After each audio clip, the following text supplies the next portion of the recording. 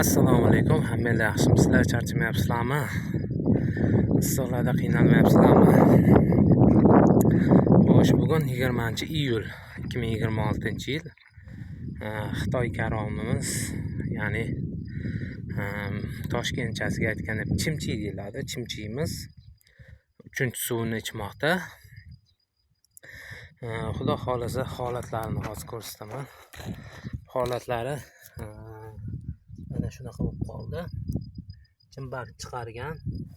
Endi xudo xolasa bu 3-suvdan keyin bunga bitta arig'ida yurib bo'ladigan bo'lgandan keyin bitta qurtiga dori sepamiz. Chunki bu juda shirin bo'ladi. Qurt juda tez tushadi bunga. Shunga qurtiga dori sepamiz. Xo'sh, bu Xitoy karomimi, ya'ni chimchini xudo xolasa yana bitta suvdan keyin chopig'ini boshlaymiz, dorlash boshlaymiz. Hammasini sizlarga ko'rsatib o'tamiz. Xudo xolasa 0 dan 100 gacha ko'rsatamiz. Xudo xolasa, Xudoyim omadimizni berib tursa, ishimiz rivojini berib tursa, mana hammasidan suv ochib qo'yganmiz. Tepalari ozgina joyi quruq qoldi. Shu tepasigacha zax urish kerak. Bugun kechgacha oqsak, xudo xolasa tepasigacha zaxlab ketadi. O'rtalari zaxlab bo'lgan. Bu zax ko'taradigan ekan chimchi. Shunga qo'rqmay zaxlatsa bo'laveradi. Faqat suvini o'sha tagidan oqizish kerak mana. Ustiga zax urish kerak. Ko'pchilik suv katta ochib yuboradi. Tepasigacha suv yuradida, u bo'lmaydi. Yerni ham qotirib qo'yadi. Chimchiga ham yomon ta'sir qiladi. Keyin sug'arganinglarda e'tibor beringlar. Bu kichkinaligida abetlarda oqizsanglar ham hech narsa qilmaydi. Tomiri hali kichkina bo'ladi.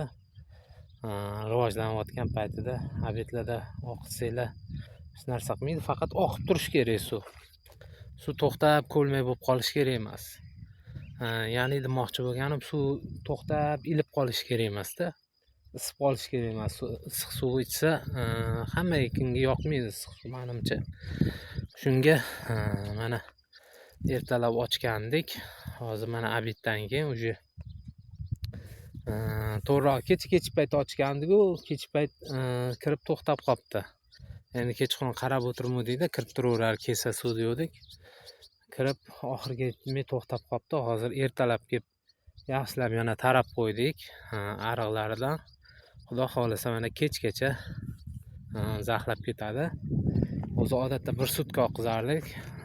Bugun mana kechgacha menimcha zaxlab ketsa, kechqurun yopamiz arig'ini va zaxi o'zi kechasi bilan ko'tarilib, chimchilar yaxshi rivojlanib oladi. Xo'sh, chimchimizni ko'rsatdik mana. Chimbarlar chiqarib, uje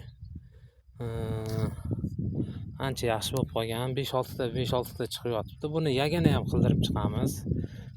Ya'ni chopig'dan oldin ikkita qoldirib yagana qilib chiqamiz. Tez yurib. Ikkita eng baquvvatini qoldiramizda, yagana qilib chiqamiz. Keyin chopiq qilayotganda, chopiq qilib bo'lgandan keyin chopiqda o'lish mumkin, u bo'lish mumkin, bu bo'lish mumkin, chunki bu uzun tomir bo'ladi-da. Yerga uzun tomir bo'lsa-da, shunga chopiqdan keyin dori solgandan keyin sug'orishdan oldin bitta qoldirib, keyin bitta sug'arib yuboramiz. Xudo xolasa dorimiz zo'r ta'sir qiladi. Shunga ham e'tibor berasizlar. Savolinglar bo'lsa bemalol yozib qoldiringlar. Qo'ldan kelgancha tez bo'sh vaqtimda javob yozishga harakat qilaman. Bilganlarimni aytaman, bilmaganlarimni bilmayman deyman. Shunga e'tibor beringlar. Xo'sh, bu suvimiz 3-suv bo'ladi. Hammanglar charchamanglar, sog' bo'linglar, salomat bo'linglar. Keyingi videolarda ko'rishguncha xayr. Bu narigi oq tomonimizga keyingi etap ekiladi. U ikkinchi etap ekilgani 22 yo 23 ekamiz. Bundan 10 kun, 15 kun surib ekyapmiz, chunki birdaniga pishib qolsa sotishga qiynalamiz. Shunga shunaqa yo'l tutamiz biz har yili. Mayli, keyingi videolarda ko'rishguncha xayr. Savollar bo'lsa bemalol qoldirishinglar mumkin.